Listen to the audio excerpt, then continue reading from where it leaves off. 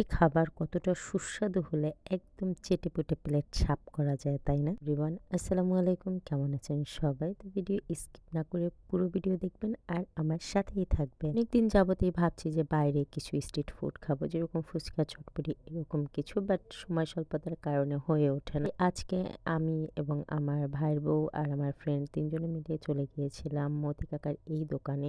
এই দোকানে আগে পরে অনেক খেয়েছি, বাট এবার খেয়েছি অনেক দিন পরে, তাও প্রায় কয়েক বছর পরে। কাকা তো বলতেছে কেমন আছিস মা, কারণ সে আমাকে ছোটবেলা মা বলেই ডাকতো, খুব ভালোবাসতো সে আমাকে, কারণ বাবার সাথে তার খুব ভালো সম্পর্ক ছিল একটা সময়। যাওয়ার পরে 1 plate phuchka and 2 plate chotpoti order দিই, কারণ হচ্ছে আমি চাচ্ছিলাম 2 রকমেরই টেস্ট নিতে, তাই ফুচকা চটপটি মিক্সড করে অর্ডার দিই। পর্যায়ে আমি, আমার ছোট ভাইয়ের বউ অ্যান্ড আমার ফ্রেন্ড অনেক রকমের গল্প করি, অনেক দুষ্টুমি করে, অ্যান্ড এর মাঝে আমাদের মিস ভিডিও কল দেয়, আমরা সবাই মিলে ভিডিও কল অ্যাটেন্ডও করি। ফুচকা চটপটি খাওয়ার পরে আমরা আইসক্রিম খাই। আমার ভাইয়ের বউ বলে সে আইসক্রিম খাবে, তাই তাকে টাকা দিই অ্যান্ড সে আইসক্রিম খায়।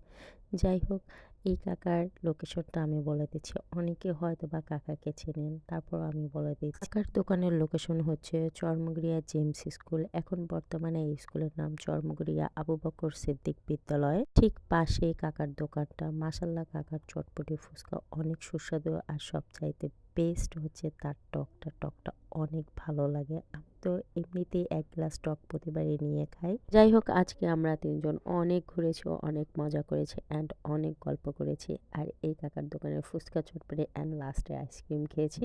তো আজকের ভিডিওটা এ পর্যন্তই থাকছে। দেখা হবে নেক্সট কোনো ভিডিওতে। সবাই ভালো থাকবেন, সুস্থ থাকবেন অ্যান্ড আমার পাশেই থাকবেন। আল্লাহ হাফিজ।